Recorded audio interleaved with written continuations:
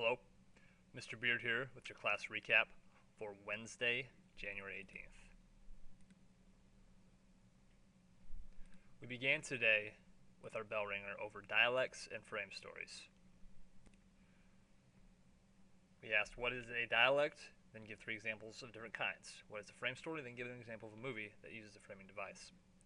So let's talk about it. Dialect is just the way people speak. But it's also a little more than that. It's not just how someone sounds, it is the personality given in that sound. For example, in the South, people speak a little slower, which shows you a little into the way of life down there. It's a little slower, a little more laid back, and that really comes out in their slower Southern accents. In Brooklyn, on the other hand, there's a little bit of an edge to the accent, almost a little bit of a confrontationalness to the accent, which comes from living in a cramped urban environment with so many others. You have to almost be a little more aggressive and go a little faster.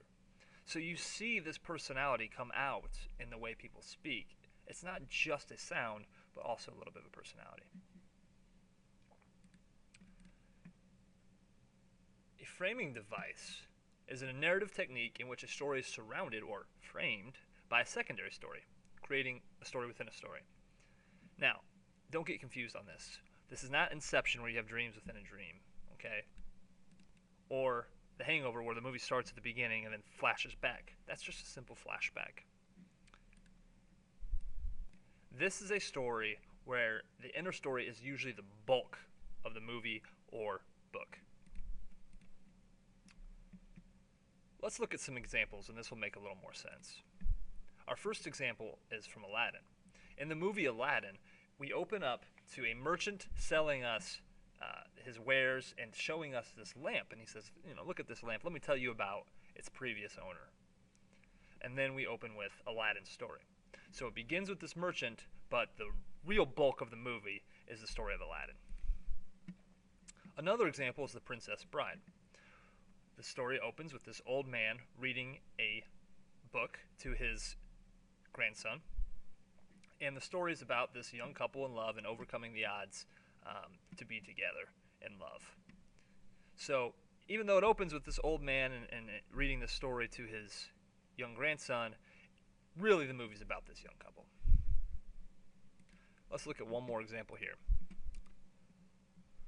In The Notebook, a story many of you probably know, the real majority or bulk of the story is again about a young couple in love, but it's framed by this man reading out of a book to an elderly woman, who we come to find out is actually the young couple in question, and he's trying to get her to remember the events as she's suffering from Alzheimer's. So we see this framing. This guy is reading a story, but the real movie is about this young couple in love.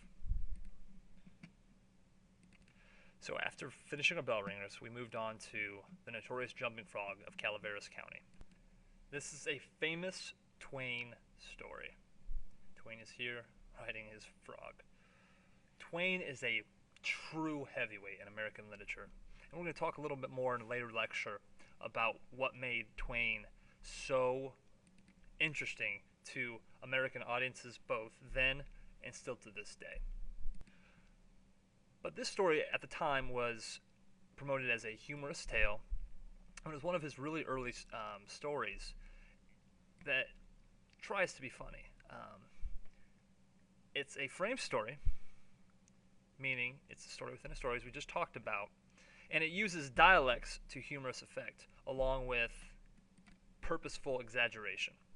It opens with our narrator going to see an old man named Simon Wheeler, who proceeds to tell him the story of Jim Smiley.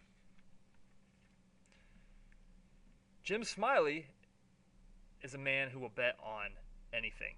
If there's a horse race, he'll bet on it. If there's a crow sitting on a fence, he'll bet you how long that crow is going to sit there.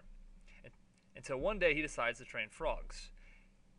He trains this frog until he meets a stranger who bets him, but the stranger cheats and places buckshot within his frog and defeats Jim Smiley.